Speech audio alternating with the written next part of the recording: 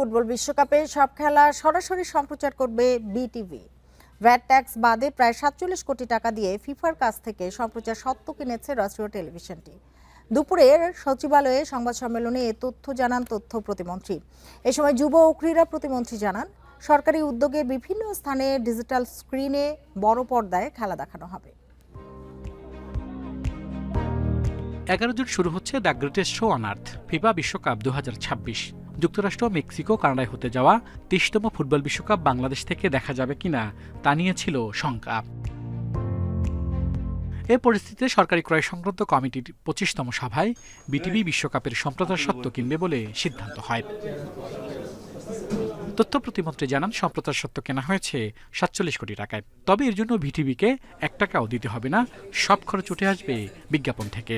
জনগণের জন্য আনন্দের বিষয় হলো এই টাকা বিটিভিকে পরিশোধ করতে হবে না।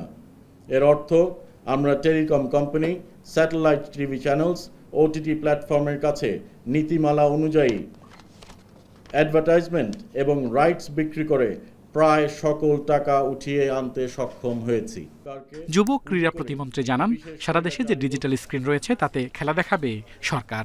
এবং ডিজিটালি বিভিন্ন ঢাকা সহ বাংলাদেশের বিভিন্ন জায়গায় যাতে বড় স্ক্রিনে আমরা যাতে খেলাগুলো আমাদের দর্শকদের সামনে উপস্থাপন করতে পারি সেই বিষয়ে আমাদের পরিকল্পনা রয়েছে। বিটিভি বিভিন্ন প্ল্যাটফর্মে বিশ্বকাপের সব খেলা দেখানোর পাশাপাশি বিভিন্ন অনুষ্ঠান প্রচার করবে। এবারই প্রথম বিশ্বকাপে অংশ নিচ্ছে 48টি দল। মোট ম্যাচ হবে 104টি। আল আমিন হোসেন, ইন্ডিপেন্ডেন্ট নিউজ, ঢাকা।